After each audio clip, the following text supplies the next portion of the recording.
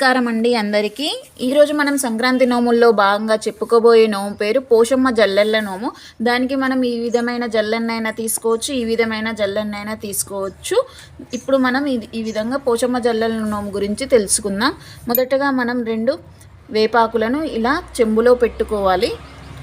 తర్వాత పోగుదారము, 2 ఉల్లిగడ్డలు, ఒక ప్రమిద, దానిలో 2 వత్తులు వేసుకొని పెట్టుకోవాలి. అదేవిధంగా పసుపు కుంకుమ, అదేవిధంగా పప్పు పలారం, బెల్లము,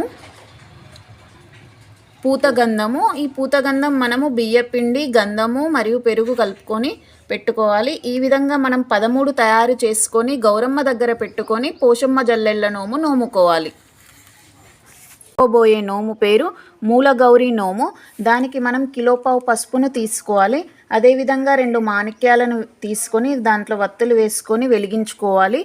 ఇంకా చీర, బ్లౌజ్ పీస్, పసుపు కుంకుమ తీసుకోవాలి. ఇది ఒక గౌరమ్మ దగ్గర పెట్టుకొని నోముకోవాలి.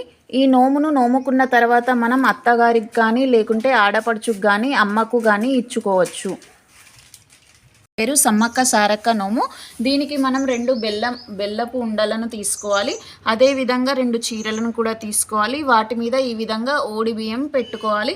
ఓడి బియ్యం దానికే కలుపుకోవాలి సపరేట్గా. ఓడి బియ్యంలో 2 కుడకలు, దువ్వెన, అద్దము, రూపాయి, పసుపు, కుంకుమ, గాజులు, ఓడి బియ్యంకి సంబంధించిన వస్తువులన్నీ పెట్టుకోవాలి.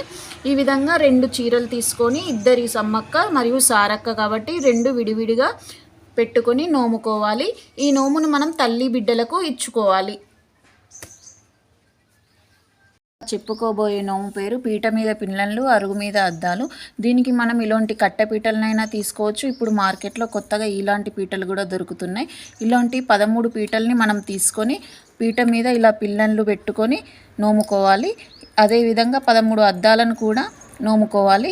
పీట మీద పిల్లలు 13 తీసుకోవాలి. అదే అరుగు మీద అద్దాలను కూడా 13 తీసుకొని గౌరమ్మ దగ్గర పెట్టుకొని ఈ నోమును నోముకోవాలి. తర్వాత ముత్తైదులకు పంచుకోవాలి.